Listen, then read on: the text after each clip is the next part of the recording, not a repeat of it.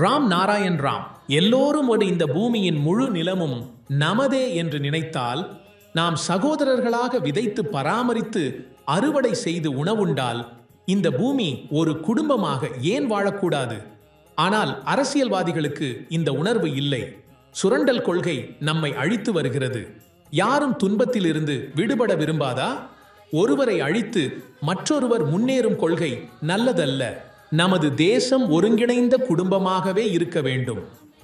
லட்சக்கணக்கான பணம் சிலரிடம் குவிகிறது. ஆனால் ஏன் அவர்கள் அதை ஒருவருக்கே வைத்துக் கொள்ள வேண்டும்? ஒருவர் கோடீஸ்வரராக சுற்றி கொண்டிருக்கிறார், ஆனால் மற்றொருவர் உணவில்லாமல் உயிர் இழக்கிறார். சேமிக்கும் மனப்பான்மை காரணமாகவே நம்மால் எல்லாவற்றையும் அழிக்க முடிந்தது.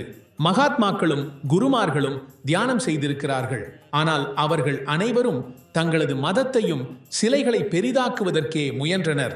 அதோடு பேய்கள், பிசாசுகள் போன்ற பயமுறுத்தும் கருத்துக்களையும் உருவாக்கினர். தற்காலிக அமைதி பற்றி பேசினார்கள்.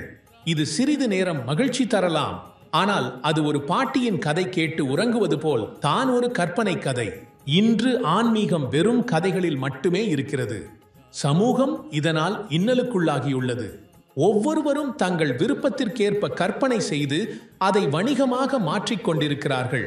ஒரு நாடு நடைமுறை கருத்துக்களால் மட்டுமே வலுவாக முடியும். பிளவு போடும் சிந்தனை மூலம் நாம் அனைத்தையும் இழந்துவிட்டோம். இது வெள்ள பேரழிவை போன்ற ஒரு மாற்றமாகவும்